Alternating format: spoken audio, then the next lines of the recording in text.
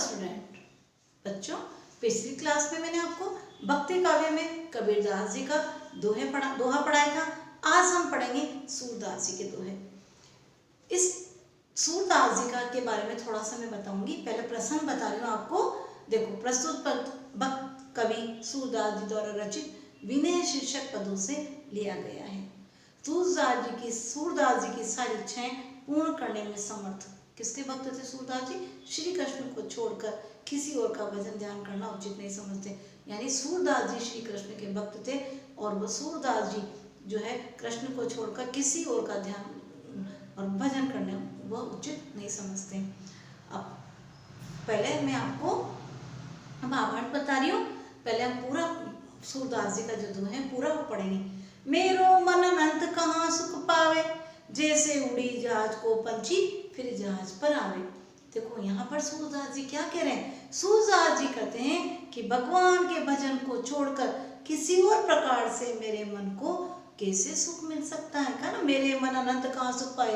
यानी सूरदास जी कहते हैं कि भगवान के भजन को छोड़कर किसी और प्रकार से मेरे मन को सुख कैसे मिल सकता है। अब कहा ना, जैसे उड़ी जहाज को पंछी फिर जहाज पर जावे। अब यहाँ कबीरदास जी के सूरदास जी कहते हैं कि जिस प्रकार समुद्र के जहाज पर जो बैठा हुआ पक्षी है ना, आश्रय पाने की इच्छा से उड़कर जाए और उसे किनारा प्राप्त नहीं होता तो विवश होकर क्या करता है? वापस जहाज पर ही आ जाता ना। उसी प्रकार मेरे मन की यही स्थिति है। क्या बोला उन्होंने? कि जिस प्रकार जहाज पर पक्षी बैठा हुआ है, अब वो दूसरी जगह आश्रय पाने के लिए उड़ता है लेकिन उसको कहीं आश्रय नहीं मिलता तो वो वापस जहाज पर आ जाता है। तो यहाँ पर सूरदास जी कहते हैं मेरे मन की स्थिति भी ऐसी हो रही है। उसी प्रकार मेरे मन की यही स्थिति है कि उसे भगवान के अतिरिक्त और कहीं भी सुख प्राप्त नहीं हो सकता। देखो, कमल नैन को छोड़ी महात्म और देव को ध्यावे, परम गंग को छाड़ी प्यासो दुर्मति कूप खनावे। अब यहाँ पर सूरदास जी कहते हैं कि महिमाशाली कमल नैन भगवान को छोड़कर यदि कोई और देवता का ध्यान करता है तो उसका व्यवहार किसकी तरह होगा? किसी मूर्ख की तरह होगा। क्यों होगा? क्योंकि परम गुणों से युक्त, जिस प्रकार परम गुणों से युक्त गंगा है उसको छोड़कर और प्यास मिटाने के लिए क्या करे व्यक्ति? कुआं खुदवाता है।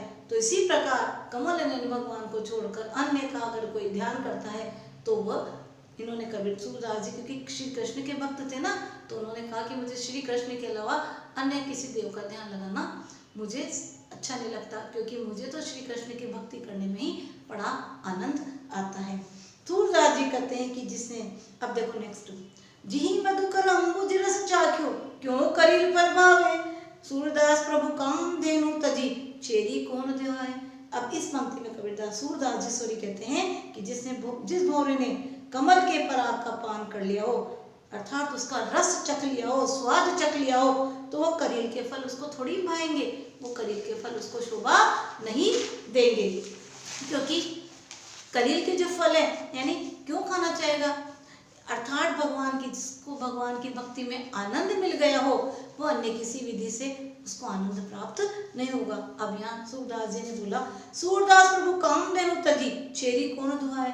अब यहाँ पर सूरदास जी कहते हैं कि जैसे कामधेनु गाय की तरह, कामधेनु क्या करती है? सब इच्छाएं पूर्ण करने में समर्थ होती है। उसी तरह भगवान कृष्ण को छोड़कर हम बकरी की तरह अन्य देव देवताओं की उपासना कौन करना चाहेगा? अर्थात कृष्ण के अतिरिक्त अन्य देवी देवताओं की उपासना करना मूर्खता है। किसके अनुसार है ये? सूरदास जी के अनुसार। उन्होंने ऐसा इसलिए कहा बच्चों क्योंकि सूरदास जी श्री कृष्ण के परम भक्त थे और सूरदास जी जन्म से ही आपको पता है अंधे थे।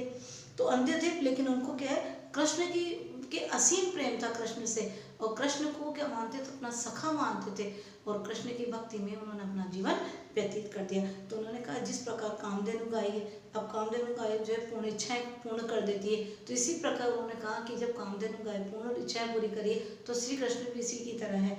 अगर कोई कामधेनु गाय किसी के पास तो वो बकरी को थोड़ी पसंद करेगा। कहने का मतलब है जो यहाँ पर सूरदास जी कहते हैं कि भगवान कृष्ण को छोड़कर अन्य देवताओं की कौन उपासना करना चाहेगा। बच्चों, ये दोहा कराते हैं। नेक्स्ट क्लास में मैं मीरा का दोहा कराऊंगी।